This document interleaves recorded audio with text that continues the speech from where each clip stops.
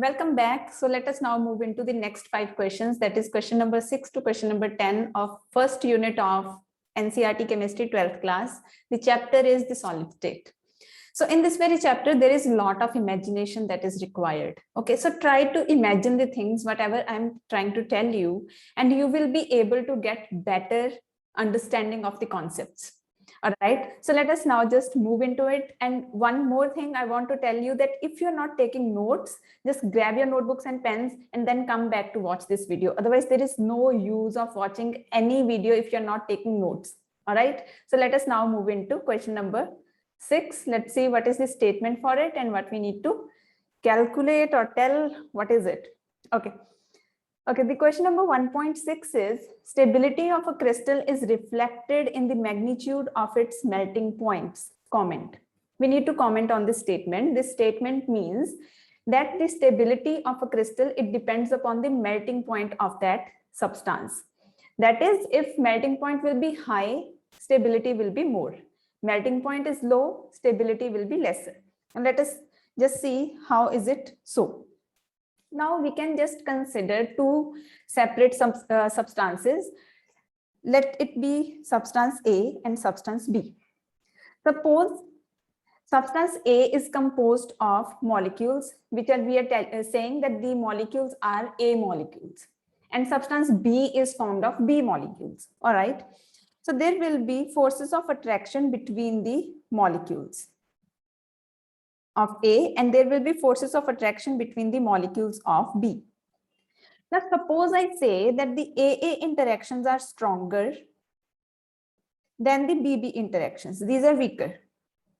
Now, just think a moment that if this interaction is strong, will you need lesser energy to break it, or you will need more energy to break it? Definitely, you will be needing more energy to break these stronger interactions between the molecules.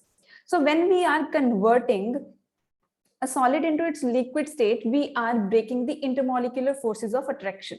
So weaker the intermolecular forces of attraction, easier is it to break the interactions, lesser is the energy required, so the melting point is going to be low. So we can just say melting point is directly proportional to the strength of attractive forces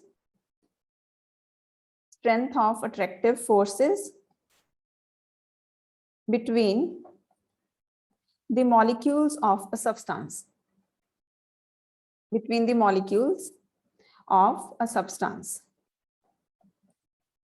All right. So stronger the intermolecular interaction, higher will be the melting point, more will be the stability. So greater the melting point, greater is the stability, lower the melting point, lesser is the stability. Hope this is clear to you. Now let us move into the next part of this very question. Okay, in the next part, we have been given an assignment where we need to collect the melting points of solid water. First is solid water, that is ice. Then second one is ethyl alcohol. Third one is diethyl ether. And the last one is methane. We need to collect the melting points of all these four, and we need to tell what we can say about the intermolecular forces of attraction between these molecules. Okay, from the melting points, I know what are the melting points of these. I have collected from a book. Okay, so you just can write it. For solid water, this means solid water means ice. So for ice, what is the melting point? It is 273 Kelvin or 273.15 Kelvin. That is the melting point of ice. Now, ethanol, that is ethyl alcohol, for that the melting point is 155.8 Kelvin. For diethyl ether, it is 156.8 Kelvin. And for methane, it is 95.0 Kelvin. Now, from these values of melting points, you can very clearly say which one will be having the strongest intermolecular forces of attraction. That is the highest the melting point, strongest the intermolecular forces of attraction. Lowest the melting point, weakest the intermolecular forces of attraction. So hope you can just write what is the order of melting point of these. Why we are writing this? What will be the strength of intermolecular forces of attraction, the order of strength of intermolecular forces of attraction. Now, how we can explain these melting points? how we can justify that these melting points are okay, these are right. Okay, so when we are talking about solid water, what is the type of interaction between the water molecules? It is hydrogen bonding. So there will be hydrogen bonding between the various water molecules.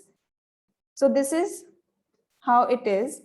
Now, in case of ice, there is a cage-like structure which is formed, which I will not be discussing here, but you need to keep it in your mind that in case of water, there is strong hydrogen bonding. Okay. Now, when we are talking about ethanol, C2H5OH, in this case also, because oxygen is, this hydrogen is attached to very highly electronegative oxygen atom, so it will also undergo hydrogen bonding. So hydrogen bonding is also there in case of ethanol, but the strength of hydrogen bonding in ethanol is very small as compared to the strength of hydrogen bonding in case of water. So because weak hydrogen bonding is there in ethanol, so ethanol has lesser or lower melting point than water. Okay, next let's move into diethyl ether, C2H5O, C2H5. Now in this case, there are a number of hydrogens. There are 10 hydrogens, but hydrogen bonding cannot happen because hydrogen is not directly attached to highly electronegative atom. Okay, so hydrogen bonding cannot be there. But in this case, in this molecule, there is polarity. So this is the general formula for ethers. So I can just write that oxygen will be carrying a partial negative charge, and the ethyl groups, the alkyl groups, they will be carrying partial positive charges. Now what will happen due to this partial negative and positive charge, there will be a dipole-dipole interaction between the molecules. Dipole-dipole interaction. Now dipole-dipole interactions, they are not that strong like hydrogen bonds. So this is also again having the lower melting point as compared to water, very near to ethanol. This means in case of ethanol, the hydrogen bonding, the strength of hydrogen bonding, and in case of ether, the strength of dipole-dipole interaction is almost equal. Okay, then last is methane, CH4. Now, no hydrogen bonding can be there. It is non-polar molecule. So dipole-dipole interaction cannot be there in this kind of molecule. So let us now see what kind of interactions will be there. Okay. So when we are talking about methane, suppose this is the methane molecule. I'm taking it as a sphere. Now in the methane molecule, the electrons are uniformly distributed and they are revolving, and just imagine that the electronic distribution is very much uniform. Now we can just imagine, or we can just assume that during the motion of the electrons, there is some moment, a small moment, when all the electrons, they get concentrated towards one side. Now when this momentary thing happens, the electrons, they get pushed to one side. What will happen? This end will become delta positive, this end will become delta negative. Now this kind of dipole that is getting created, it is known as instantaneous dipole. Instantaneous dipole. Now what will this dipole do to the next molecule? Let us say this is another methane molecule. Now what it will do, it will push its electrons towards one end because of negative repulsion. Okay, so this will also get partial positive and partial negative charge. Now this is known as induced dipole. That is, there was a momentary dipole in the methane molecule and it induced the dipole in the next molecule. Now this type of interaction will be known as instantaneous dipole induced dipole interaction. Instantaneous dipole induced dipole interaction. Now these are very weak interactions. So these are also known as London forces. These are very weak interactions because there is no permanent dipole. There was a momentary dipole due to which these interactions, they arise, and methane is having very low melting point. Hope this is clear to you. Now let us move into the next question. That is question number 1.7. It is having 3 parts. Just clearing my screen off so that I can write the next question here. Okay. Question number 1.7. How will you distinguish between the following pairs of terms? Okay, we have been given 3 pairs of terms and we need to distinguish between the 3. Number 1 is hexagonal close packing and cubic close packing. Hexagonal close packing, PA, not placking, it is packing. Okay, so it is HCP. Then cubic close packing, that is CCP. Now we need to just distinguish between the two. Now let us just draw a line. Okay, on this side I will be making the HCP arrangement. Here we will be making the CCP arrangement. Okay, now draw this along with me. So suppose there is an atom and it is surrounded by 6 more atoms like this. Okay, now in HCP, this is the first layer. This is layer A. After the first layer, there is layer B. So this is layer B. Then after the layer B, again there is repetition of layer A. So again, this layer will be repeated. 1, 2, 3, 4, 5, 6. Okay. After A, again there will be B, and so on. This arrangement, it keeps on repeating. So this is the layer A, upon that layer B, upon that layer A, again layer B, and likewise it leads to the formation of a 3-dimensional structure. Okay, now we can say, so this is the first point of difference between the two, that in case of HCP arrangement, there is AB type arrangement of the layers. Good enough? Okay, let us now move into CCP. In case of CCP, the first layer is same, or we can say similar as that of HCP. So there is 1 atom at the center and it is surrounded by 6 atoms. This is layer A. Now after that, there is layer B. It is also similar to that in case of HCP, but now in the third layer, there is a difference. The third layer in this case is the layer C, which is just, we can say, inverted, just like reverse of layer B. If we see only the arrangement, I'm not talking about that the atoms will be inverted or something. Arrangement is inverted. Okay, so we can say the arrangement of CCP, the layer arrangement in case of CCP close packing, it is ABC type. So it will be repeated. So we can draw one more arrangement. Okay, so this is the ABC type. Okay, now this is the first difference. Then the second difference is that when we see the HCP arrangement, the first layer is vertically aligned with the third layer. Vertically aligned. That is, if we vertically observe these layers, what will happen? Layer 1 and layer 3, they will be completely aligned with each other and we will be able to keep one layer over the other. Exactly the same layer will be there. Okay, so in case of HCP, first layer is aligned with the third layer, second is aligned with the fourth layer, then fourth will be aligned with the sixth layer, likewise. Okay, in case of HCP, the first layer is aligned with the fourth layer. The second layer is aligned with the fifth layer, and the third layer is aligned with the sixth layer, and so on. It will keep on getting repeated. So this is the difference. Okay, hope this is clear to you. Let us now move into the next part of this question. That is the second part of question number 1.7. Second part. Okay, crystal lattice and unit cell. We need to distinguish between a crystal lattice and a unit cell. Okay, now what is a crystal lattice? Crystal lattice is a 3-dimensional arrangement of particles of a substance. 3-dimensional arrangement of particles of a substance. Okay, so you just can draw this cube and draw it carefully. It is very important diagram that I'm going to now draw. If you don't know how to draw it, just keep looking at it and draw it. It is going to help you a lot. Okay. So now this is 1 cube and I will be making it into 8 cubes. If you don't know how to make it into 8 cubes, just look at it. I will be giving you very simple way to draw it. All right. So what you need to do is you need to just put the points on the centers of all the edges. How many edges are there?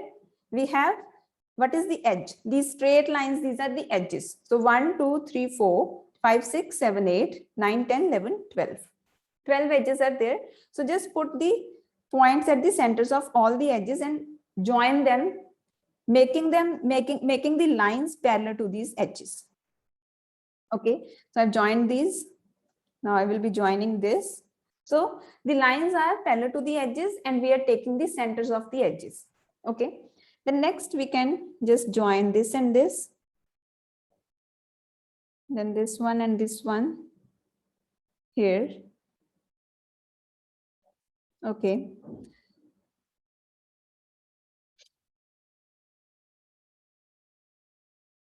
All right. So it is very, very simple to draw it.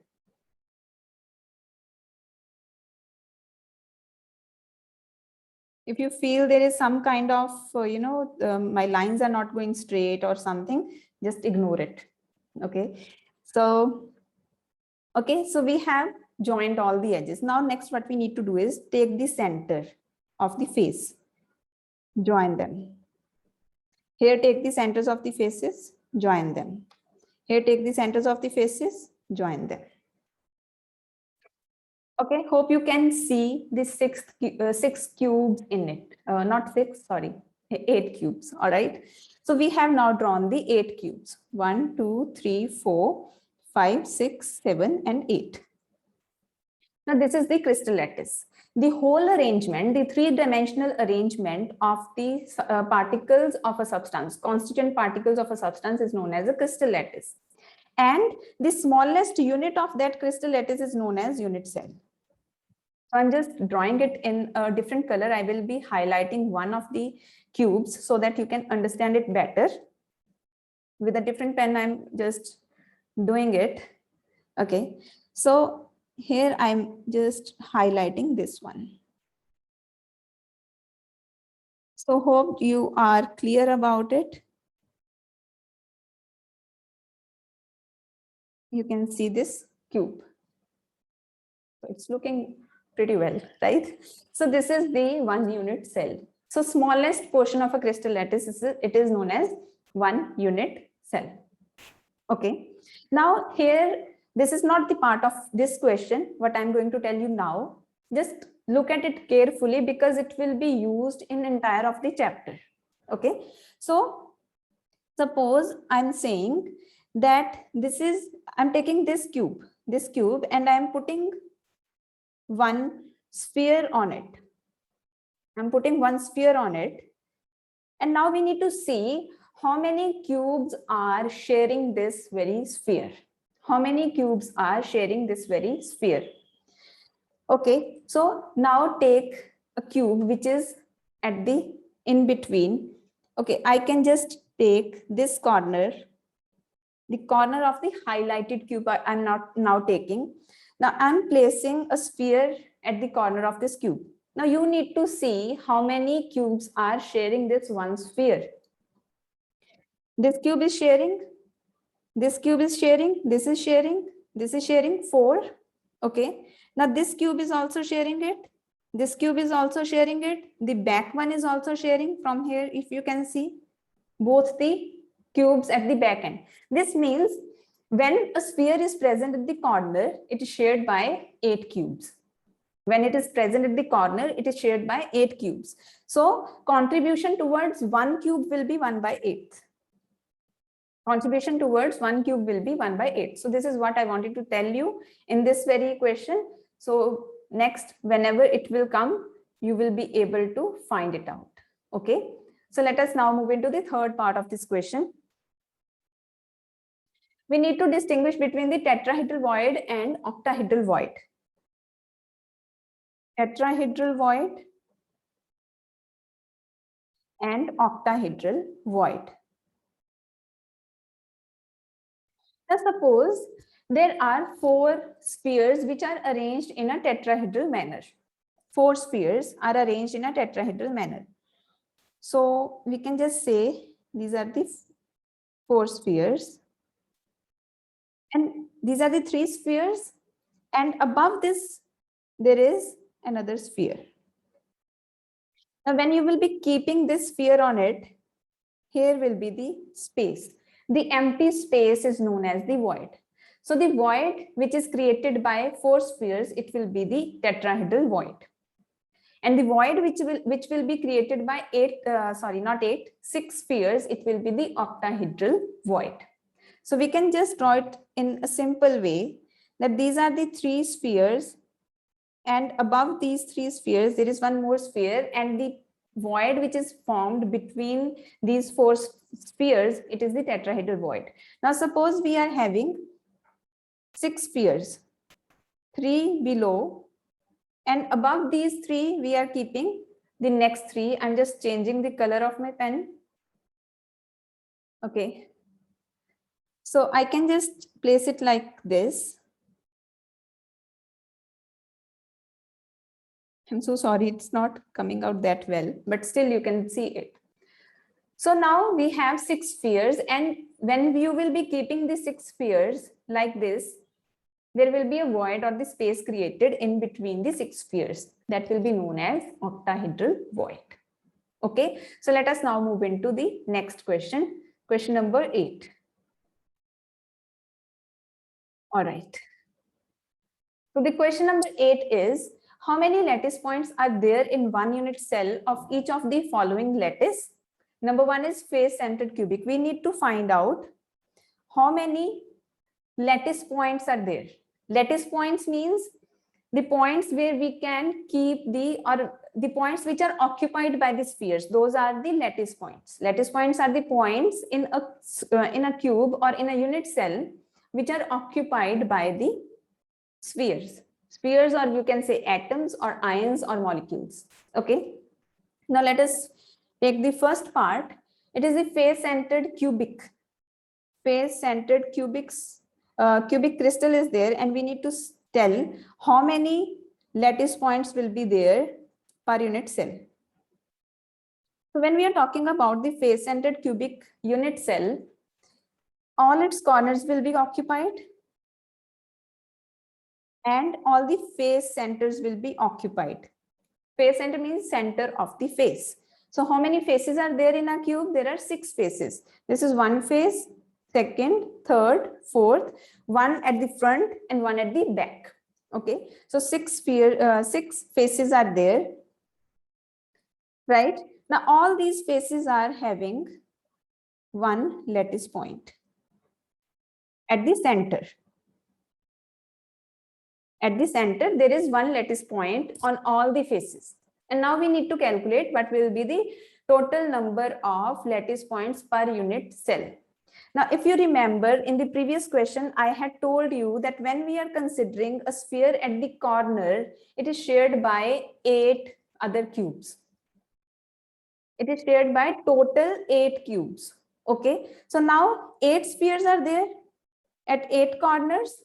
Each is shared by 8 cubes. So the total contribution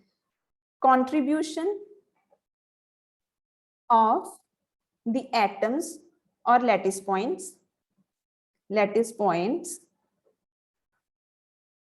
at the corners towards one unit cell is equal to 1 upon 8 into 8 equal to 1. Okay, 8 lattice points are there on the 8 corners. Each is shared by 8 cubes. Per unit cell, how much will be there? 1 upon 8 into 8. Okay, now let us consider the ones which are present at the center of face of the cube. Center of face of the cube. Now, if you see it carefully, how many cubes will be sharing the face of the cube? There can only be one cube or just touching this face. One more cube can be touching this face. This means the atoms or the ions or the molecules which are present at the face center, they are shared between 2 unit cells. They're shared between 2 unit cells. So the contribution towards 1 will become half. So you can just write contribution of the lattice points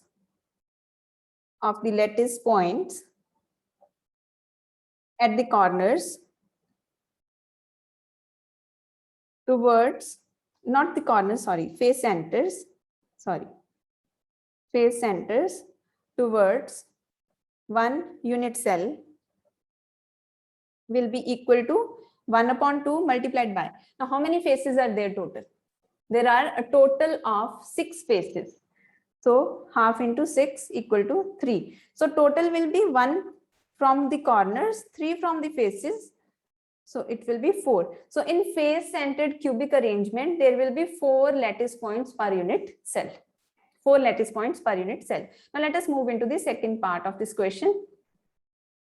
The second part is face-centered tetragonal. Face-centered tetragonal. So if it is face-centered tetragonal, it is going to have the same number of unit cells as that of face-centered cubic. Only the shape of the unit cell is going to be different. Okay. So the shape will not be cubic, it will be tetragonal. But again, all the corners will be occupying. Then all the face centers will be occupied. You need to just calculate it. Okay, so the corners 1/8 contribution and the centers of the faces half of the contribution. Okay, so let us now move into the third part. Let me just erase it. Okay, so the third part is body centered. Okay, it has been written that we need to take it for body centered. We can consider any body centered cubic. Let us consider. So we can take body centered cubic. So in case of body centered cubic, what will happen?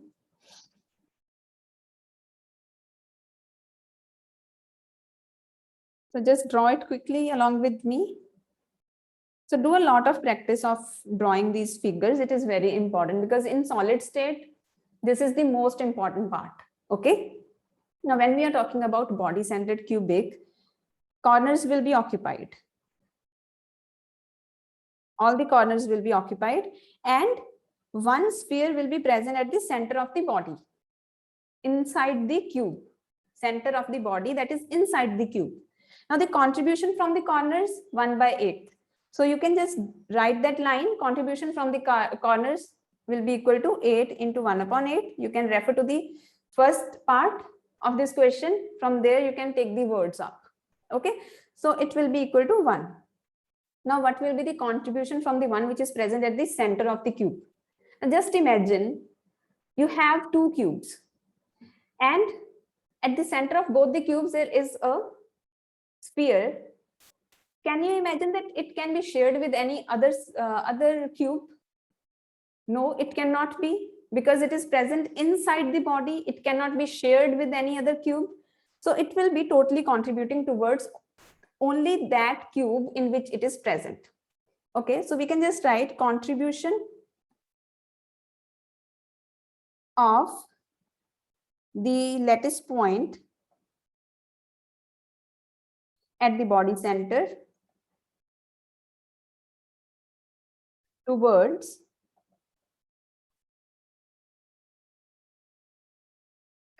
the cube will be equal to 1. You can just write because it is not shared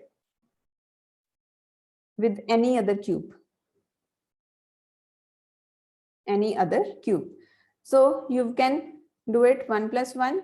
So there will be two lattice points per unit cell in case of body centered cubic arrangement.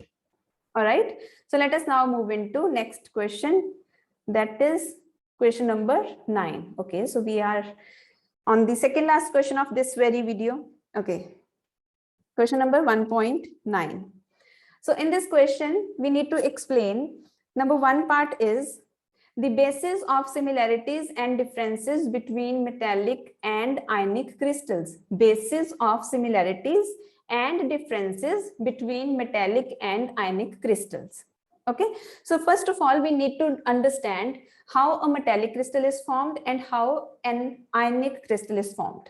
Okay, so if I talk about the metallic crystal, that is, it is formed by the metal atoms. Okay. Now, in case of metal atoms, there is metallic bonding. I'm so sorry. This a bit disturbing me. So sorry. Okay. So, in metallic lattice, there are positive kernels and negative electrons. So the positive kernels, they are embedded in the sea of negative electrons. So there is an interaction, electrostatic force of attraction will be there. Electrostatic force of attraction. Okay.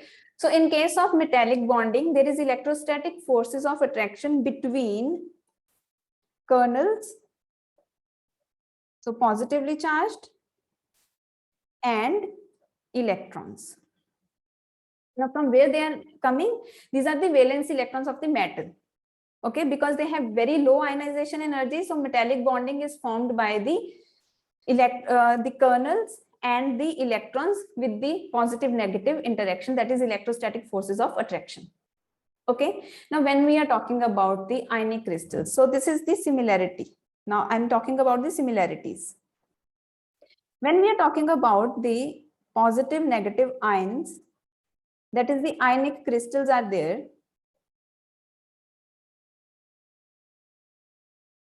So this will be the case. Now in this case, what will happen? There will again be electrostatic forces of attraction. Electrostatic forces of attraction. So this is a similarity between the two, that both have electrostatic forces of attraction. The point of difference can be that in case of metallic crystal, the electrostatic forces of attraction are between the positively charged kernels and negatively charged electrons. But in case of ionic crystals, there will be electrostatic force of attraction between the differently charged or oppositely charged ions. Between oppositely charged ions. So when you are writing the similarities, you can just write both have electrostatic forces of attraction. So one point of difference here we have covered, that there are kernel and electron and there are inter-ionic interactions. Okay, now the second similarity is both these bonds are non-directional. Both these bonds are non-directional. What is the meaning of non-directional?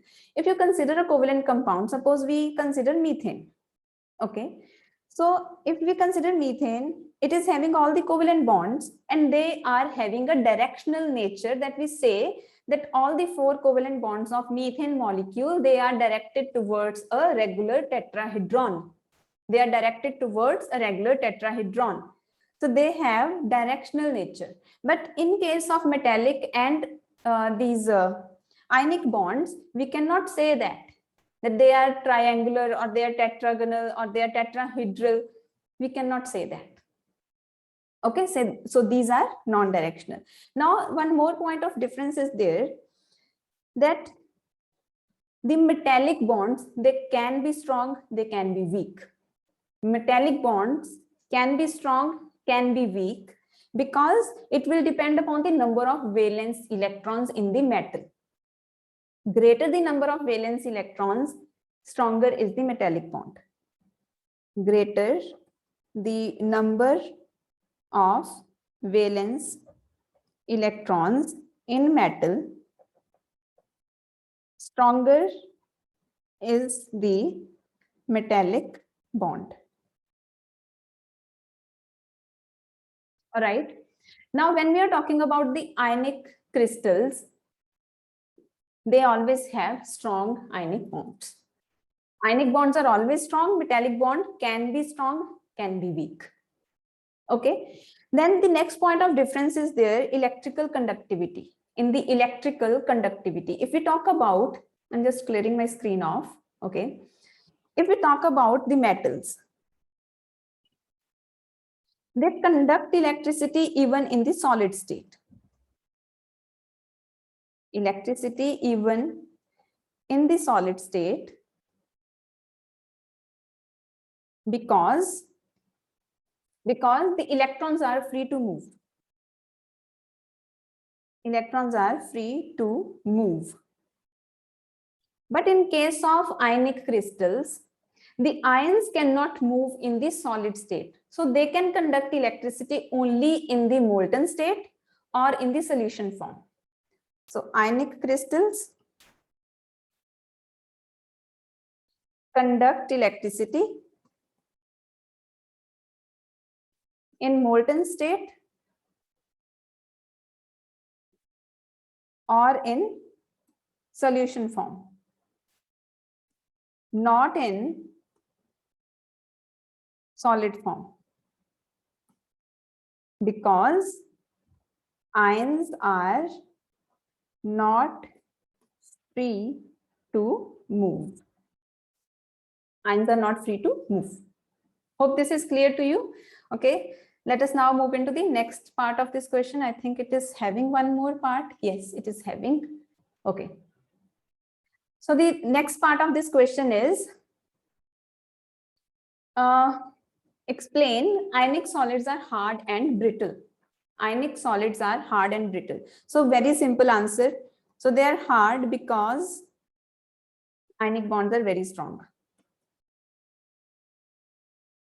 Okay, they're very strong. Then they're brittle. Sorry, they're brittle because of non-directional nature. Non-directional nature of ionic bond. Non-directional nature of ionic bond. Okay, so we are covered with question number 9. Now let us now move into question number 10. Okay, let's see what is question number 10. We need to calculate the packing efficiency of packing in case of a metal crystal for simple cubic, body-centered cubic, face-centered cubic, with the assumptions that the atoms are touching each other. So it is going to be a long question. You can take a break if you need, okay? Then come back to watch this section, okay? All right, so I'm just covering it up. So number 1 is, we need to find out the packing efficiency for simple cubic crystal, simple cubic unit cell. Now, what is the packing efficiency? First of all, we need to understand what is the packing efficiency. Packing efficiency is the percentage of space that is covered. Percentage of space that is covered in a unit cell. Okay, so let us just first of all write what is the formula for packing efficiency. So packing efficiency is equal to volume of space of cube or unit cell covered upon total volume of unit cell.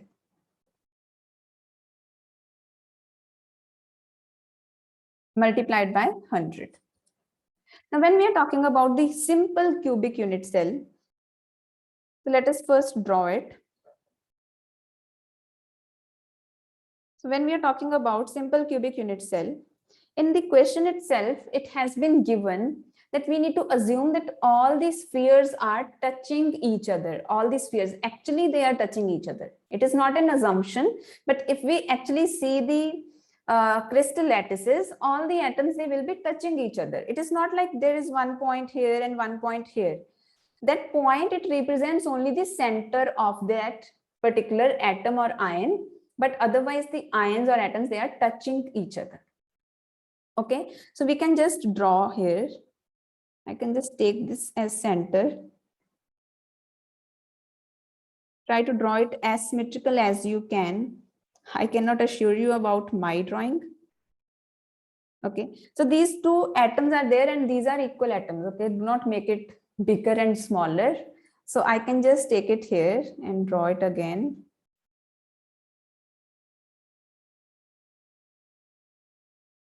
So this is the center and this is the center. That is, this is the edge of the cube, this one. Okay, now edge length is A. When we are talking about a cube, all the edges are of equal length. So A is the edge length. Is equal to A. Now in this formula, we need to put the value of the volume which has been occupied divided by the total volume. So because edge length is 8 and the volume of the sphere, volume of the cube, it is given as a cube. So volume, we know that it is a cube. Now volume of the space occupied. Space will be occupied by the ions, and ions are considered as spheres. So we need to first find out what is the total number of spheres in this particular cubic unit cell, that is the simple cubic unit cell. So when we are talking about a simple cubic unit cell, only the corners are occupied. Only the corners are occupied. This means only one sphere per unit cell. Okay. So for the sphere, volume is equal to 4/3 pi r cube. Okay. Now I can just put the value 4/3 pi r cube as the volume of this sphere, or the volume occupied by the sphere in case of simple cubic unit cell. Now here we have a cube as the volume of the unit cell. We need to convert this a cube in terms of r, so that r cube and r cube gets cancelled. Okay. So from this very figure, it is very much clear that a is equal to 2r. So I can just write a is equal to 2r. So a cube will be equal to 2r cube. It will be equal to 8r cube. So put the values here. So packing efficiency will be equal to 4/3, 22/7 r cube upon 8r cube. So it will be equal to 4/3 into 22/7 into 8, or divided by 8. So it will be equal to, I'm just calculating on my phone. Okay. So you can just do it with your hand, so that if you are not allowed to use the calculators in your exams, you do not face any kind of problem there.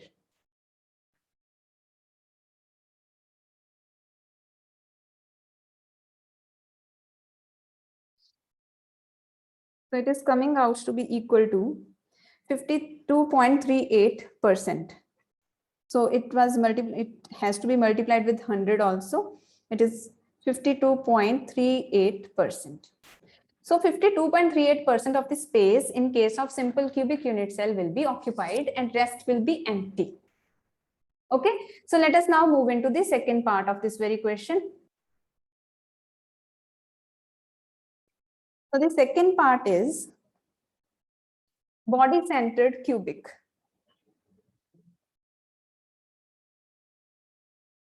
Body-centered cubic.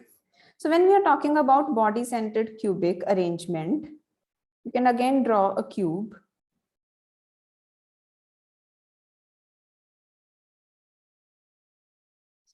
Now at the center of the body also, there will be one sphere present, that is one ion or atom will be present. Okay, so take corner, take body center, take corner. Now what you need to do is, you need to just join these two corners. And now just draw a line which is joining these two corners. Okay, packing efficiency we need to calculate. We know what is the volume of the cube. It is equal to a cube. Now in case of body-centered cubic arrangement, we need to find out what is the value of a in terms of r. Okay, so what is, we can just label it a, b, okay, c. You can take this as d. Okay, now first of all consider this triangle, that is a, b, d triangle. Triangle ABD. Now it is a right angled triangle because this is 90 degree. Okay, so in triangle ABD, this is A because it is the edge length. Take this as B and take this as C. Okay, in triangle ABD, B square is equal to A square plus A square. So we can say B is equal to root of 2A. Hope this is clear to you. Okay, then we can consider the triangle ABC. Now in this case, This is C. So C is equal to, I can say this is R, this is 2R, this is R. So C is equal to 4R. Now in terms of A, how we can calculate? So this is also A. So in triangle ABC, C square is equal to A square plus B square. So it is equal to A square plus 2A square. So it will be 3A square. So C will be equal to root of 3A. Okay, so I can just write it as 4R. So A will be equal to 4R upon root 3. 4R upon root 3. Now let us consider the formula for packing efficiency. I'm directly putting the values. You can just write the formula once more. Okay. Now volume occupied. Volume will be occupied by the spheres. Now we need to again know what is the number of spheres per unit cell here. So if you go to the previous question, we have already done that in body-centered cubic arrangement, there are 2 spheres per unit cell. So 2 multiplied by 4 upon 3 pi r cube upon the total volume of the sphere. So it is a cube, or I can say 4 upon root 3 r whole cube. Let us calculate it quickly into 100. So it will be equal to 2 multiplied by 4 upon 3 into 22 upon 7. R cube will be getting cancelled with R cube, multiplied by 3 root 3 upon 64. Hope this is correct. Let's just quickly calculate it. Actually, I'm not that good in these kind of equations, but most of the times I do it right. Okay, so if you feel that there is some kind of discrepancy, you can just check it out. And I'm just calculating it. Okay, so it is coming out to be equal to, my calculation is not yet complete. I'm dividing. So it is correct. It is coming out to be right. Now, why do I know that? Because sometimes we need to keep it in mind. If there is some kind of direct question, one mark question is there. What is the packing efficiency of body-centered cubic arrangement? You will not sit and calculate it. It will waste your time. Okay. But 1 mark is very important. So you need to know directly what is the packing efficiency in case of body-centered cubic arrangement. So it is 68.04%. That is, this much space will be covered, rest will be empty. Okay, let us now move into the third part of this question. That is, we need to find out the packing efficiency of face-centered cubic arrangement. So third part of the question 1.10. Face-centered cubic arrangement. So let's again draw it. So you know now, I think by now you must be knowing what is the importance of drawing in case of this particular, chapter. So we can just consider one face. Let's consider this face and these 2 corners, and one is present at the face center. So my drawing is a bit improving. I have drawn all the atoms of equal size. Yes. Okay. So you just can join these 2 corners. Okay. Join these 2 corners. And now what you can do is you can just consider this very triangle. Okay, make it ABC. Now BC is equal to, this is R, this is 2R, this is R. So BC is equal to 4R. Also, this is a right angled triangle. This is A, this is A. So BC square will be equal to A square plus A square. So it will be equal to 2A square. So this side will be equal to root of 2A. Okay, so I can just write 4R is equal to root of 2A. A will be equal to 4R upon root 2. 4R upon root 2. So let us now quickly find out packing efficiency. Now, number of unit cells, number of atoms per unit cell in case of face-centered cubic arrangement is 4. We have already calculated it. Okay, so I just can write 4 into 4 upon 3 pi r cube upon 4R upon root 2 whole cube multiplied by 100. So it will be 16 upon 3 multiplied by 22 upon 7. Okay. So r cube will be cancelled with r cube, multiplied by 2 root 2 upon 64 multiplied by 100. Let's calculate it. 16 multiplied by 22 multiplied by 2 root 2. Okay. Divided by 64. Okay, it's coming out to be 74.08%. So this means when we are talking about a unit cell, which is cubic unit cell, face-centered cubic unit cell, it is having maximum packing efficiency. It is very much clear. Why so? Because in this case, there are 4 spheres which are occupying the space. In case of simple cubic, only 1 sphere was occupying the space per unit cell. In case of body-centered cubic, 2 spheres were occupying the space per unit cell. So with the increase in number of atoms which are occupying the unit cell, the packing efficiency will automatically increase because it is the percentage of the volume occupied. Okay, hope the concept is clear to you. So it is very, very important. So during your exams, you might get the question which out of the following has the maximum packing efficiency. So you need to know, even if you are not aware of the value, okay, you can just think of how many atoms per unit cell will be there. But if you have been asked to just directly tell what is the packing efficiency, then you need to know the value. All right. So hope this is clear to you. So in the next video, I will be taking up the next 5 questions and we will be covering up all the whole complete chapter. All right.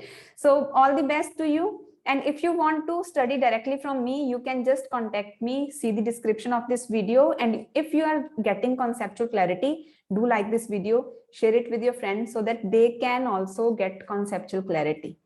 Okay. Subscribe to the channel. Thank you.